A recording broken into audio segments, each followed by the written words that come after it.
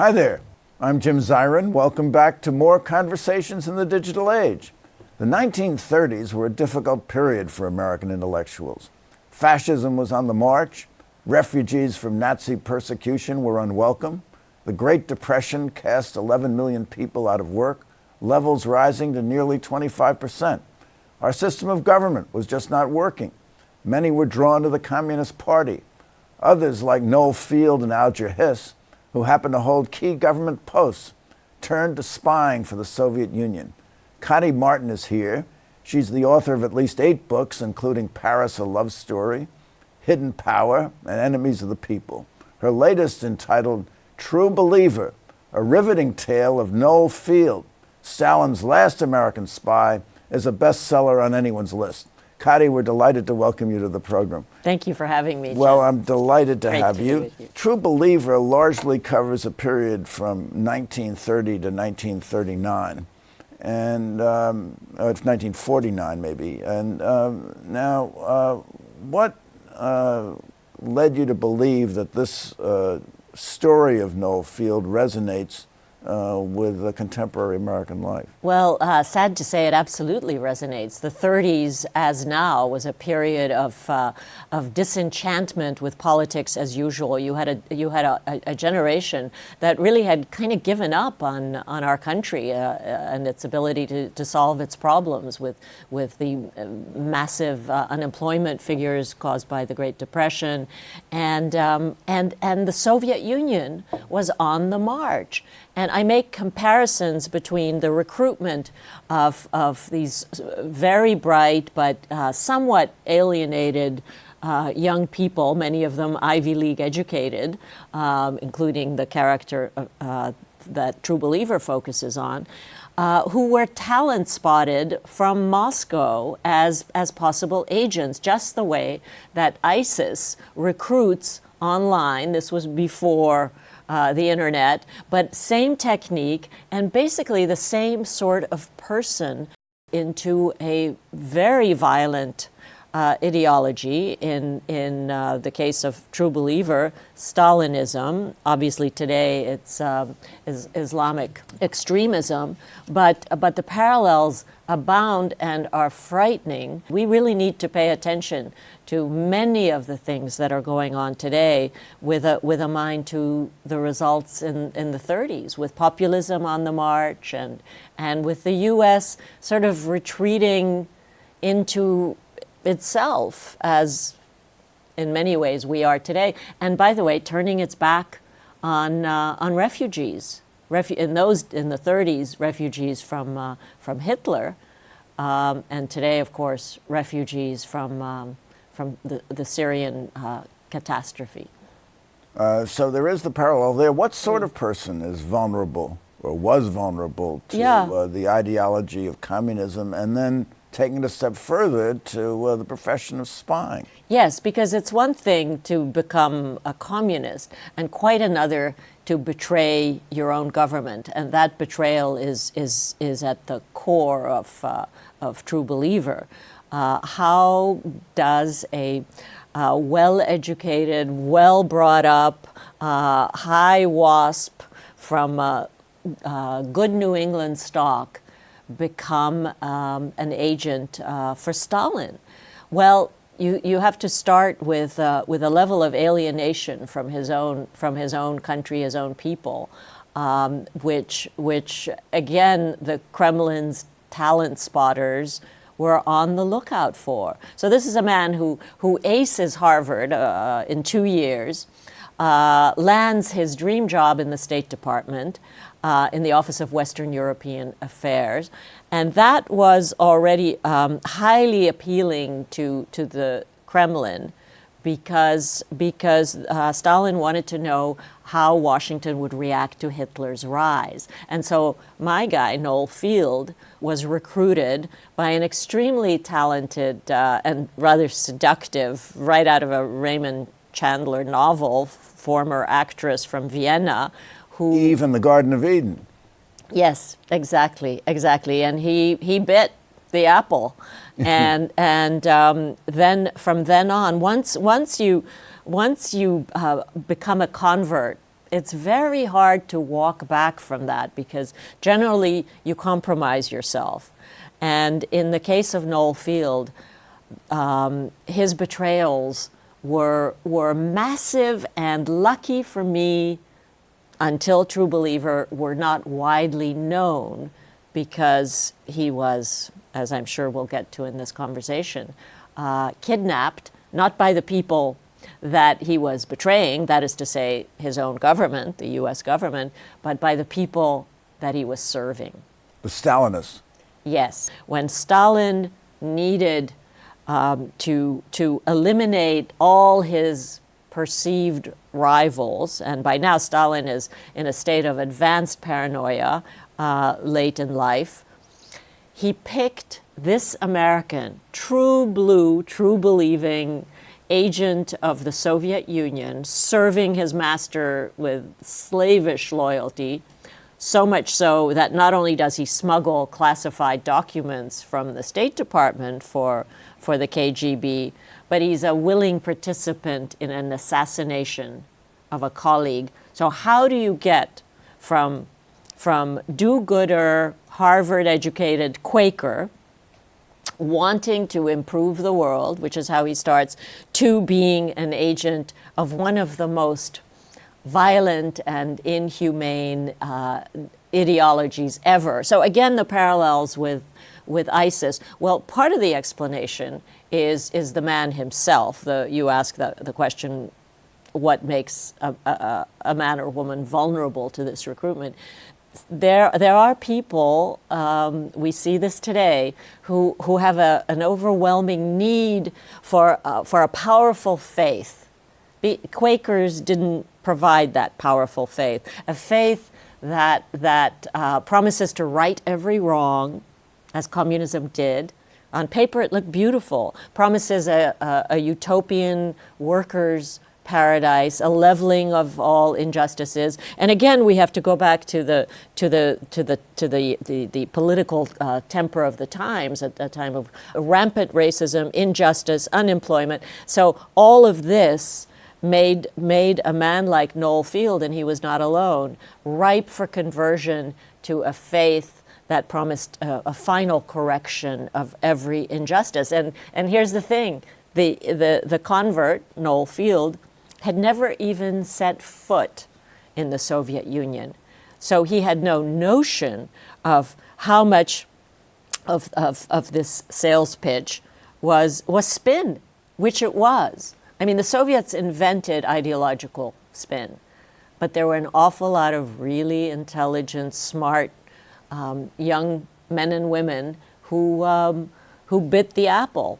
So he was really voting against something rather than voting for something. Well, it was a combination. He was alienated from his own country. He was a very idealistic young man who was deeply disturbed by the racism of the day. And the man is so complicated. Which is partly what made it fun to write about, frankly, was because he really does want to do well, good. But one of the takeaways from True Believer is that it isn't enough just to want to do good in the world. You also have to have judgment, and that Noel Field lacked almost entirely, to the detriment of hundreds, I would say thousands of people were ultimately led to the gallows because of his betrayal. But starting first of all with his own family, he crushed his family. I was very lucky, Jim, to have the cooperation of the surviving family members because they wanted answers too. This until now really has been a giant mystery wrapped in a riddle, or whatever Churchill said. And a conundrum. So let's dial back to his motivation, and you might start with his father, who was a Quaker. Yes. Took him to the battlefield of Verdun.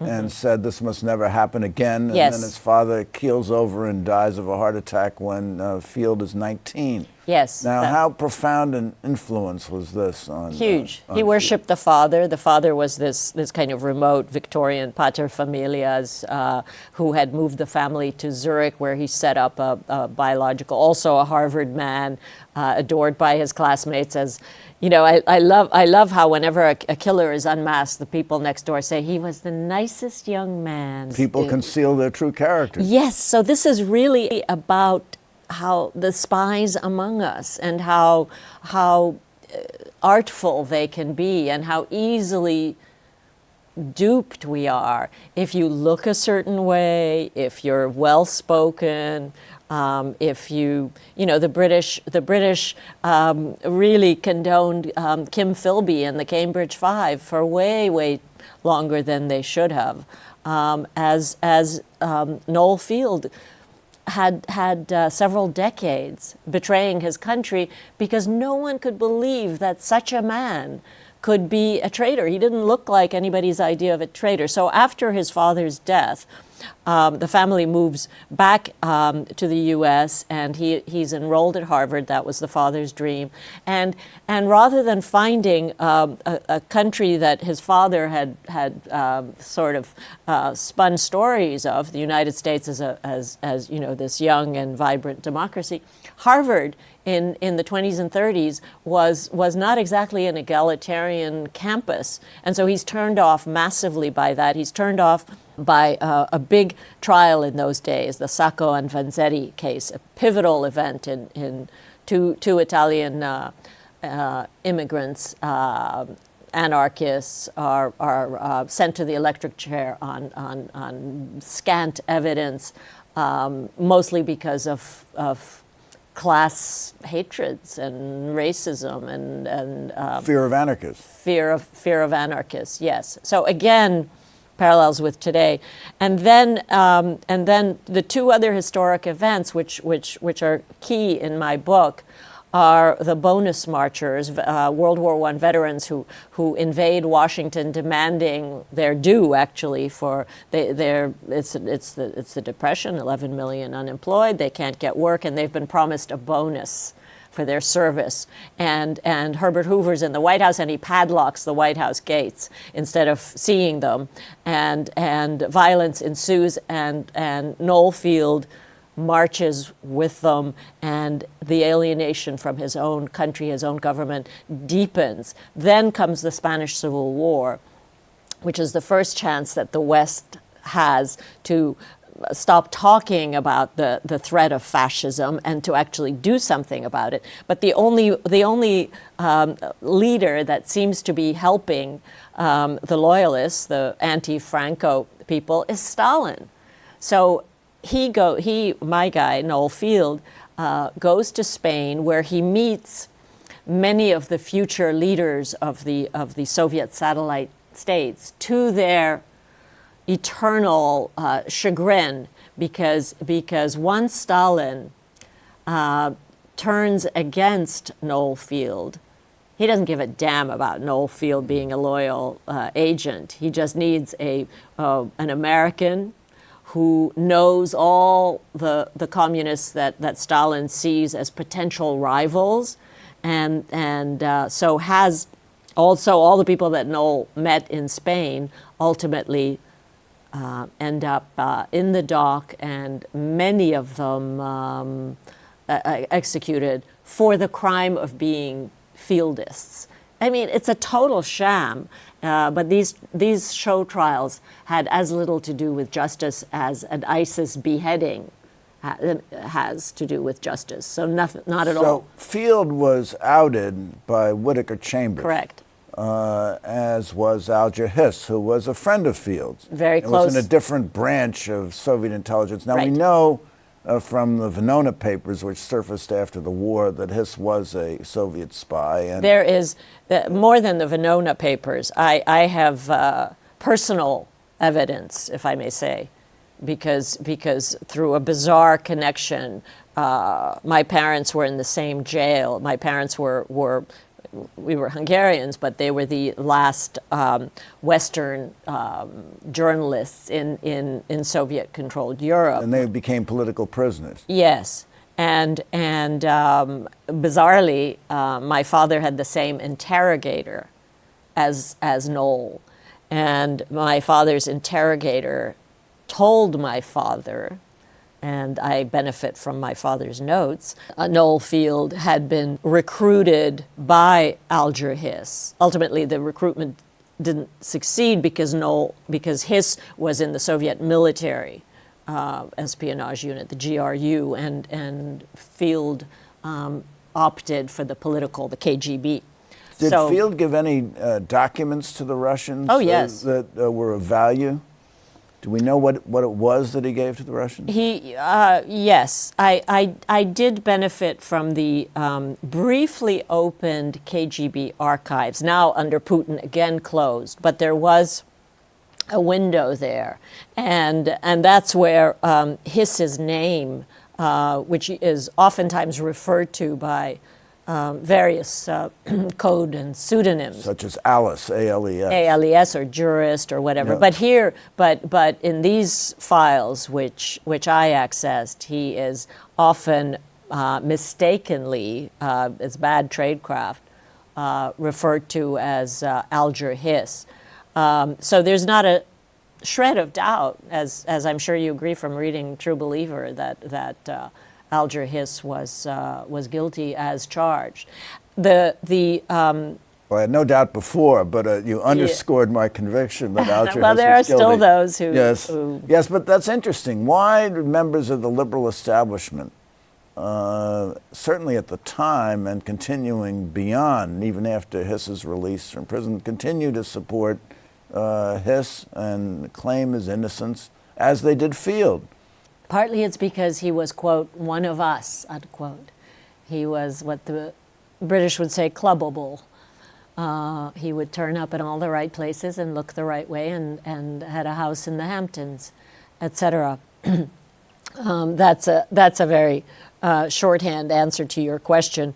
I think Joe McCarthy and Richard Nixon had much to do with right-thinking, quote-unquote, liberals rallying to Hiss's side, because Joe McCarthy gave such a black eye to left of center. To be a communist became almost a badge of honor because McCarthy was such an odious demagogue. And then Nixon embraced the cause too, again giving Hiss a whole new shot of life, because who can support McCarthy, Roy Cohn, Dick Nixon? You know, these characters all gave the pro-Hiss people a shot of life. But by now, Noel Field is behind the Iron Curtain, and that's the reason that his story has remained this mystery until now, is that he spent the rest of his life, which was 1970, behind the Iron Curtain. Why? Because even though he was freed well past Stalin's death, when the gates to the Gulag opened, and by the way, I haven't yet mentioned that not only was he jailed, but his wife, who naively went looking for him. This is Herta. His brother, a distinguished Boston-based architect, Herman. And last, my favorite character, the heroine of this tale, his adopted daughter, Erica, all vanished. So an entire American family vanishes behind the Iron Curtain in the coldest days of the Cold War, and thought to be dead.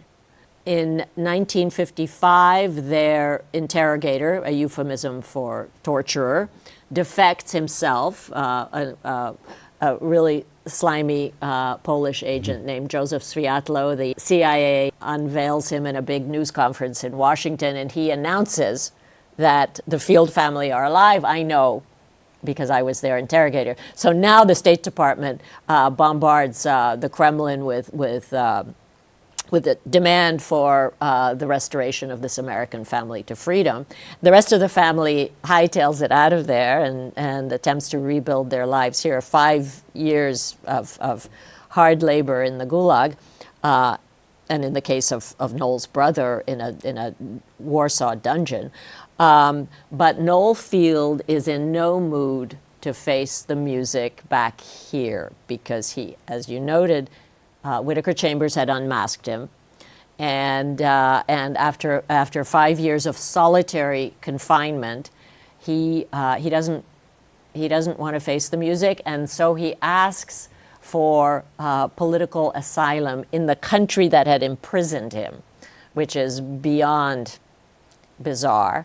But he's a man who is, to the end, so blindly trusting of Stalin that the first words that he says to his poor wife, who had been in a cell just 3 doors down from his cell, although they didn't know that, have you stayed true to our cause? I mean, if that's not a measure of the fanaticism and the power of faith to just poison a mind. And to the end of his life, he continued to be a propagandist for Stalinism, even during... Although the charge that Stalin leveled against him was that he was a double agent because of his relationship with Allen Dulles, which started at a relatively very early young age. period. The relationship to Allen Dulles is a kind of a thread So through... talk about that. Did you ever conclude that he might have been a double agent?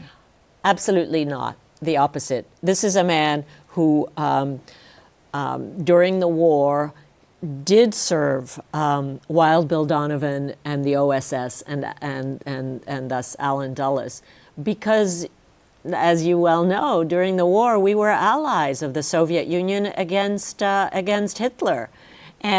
But given the chaos of wartime communications, he was freelancing. Noel Field was freelancing as an OSS agent because he couldn't get a line to Moscow.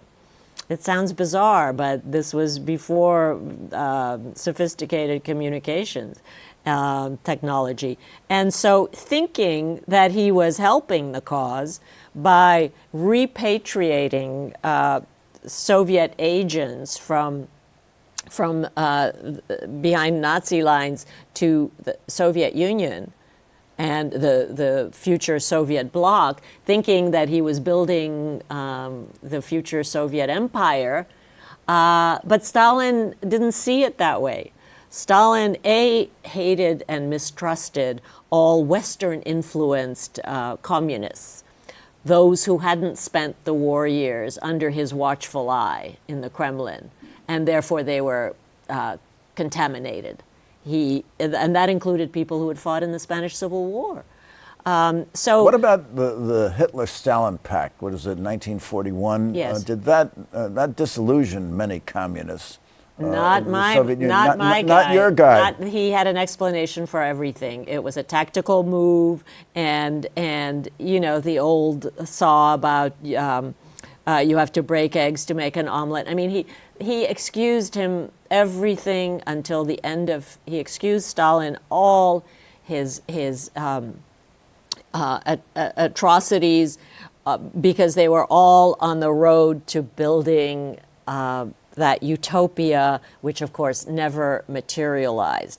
However, when my parents breached the wall that Noel Field had built around himself, because one of the conditions of his release from prison was that he never talked to Western media.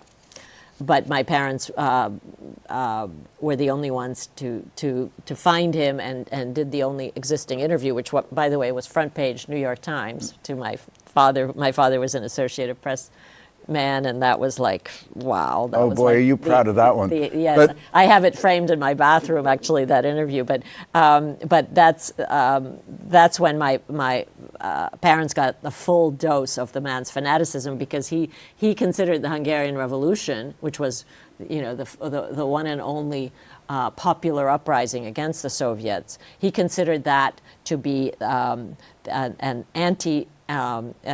anti-Soviet, right-wing reactionary move. I mean, the man was deeply, deeply delusional and dangerous. Delusional and dangerous. Now you conclude your book with the observation, and I quote, "At the end, Noel Field was still a willing prisoner of an ideology that captured him when his youthful ardor ran highest. A man who set out to change the world ended up a stranger in a strange land. So I have a question for you. What, Kati Marton, can we learn from this chilling piece of history? Well, I think embedded in True Believer is a morality tale that we really have to be aware of the sweet lad next door who may not be exactly who he purports to be. But fortunately, we have to stop, but there are spies among us. That's our takeaway, yes. Or it could be. And Kati Marton, has been just wonderful. There's so much Jim. more I'd want to talk to you about, Me and too. I undoubtedly will. So thank you for much. coming by, and thank you for coming by. Tune in next week for more conversations in the digital age. I'm Jim Zirin. All the best and take care.